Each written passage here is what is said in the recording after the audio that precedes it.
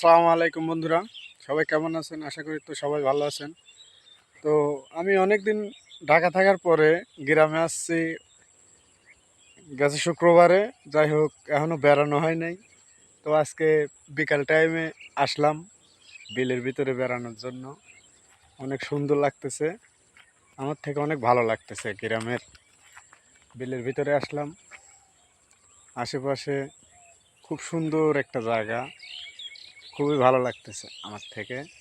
তো আবার আগামী শুক্রবারে আবার চলে যাব। জায়গাটা অনেক সুন্দর।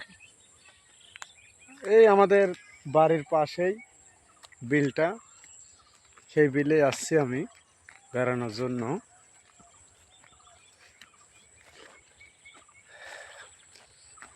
বিলটা আসলে অনেক সুন্দর, আমাদের বাড়ির পাশেই।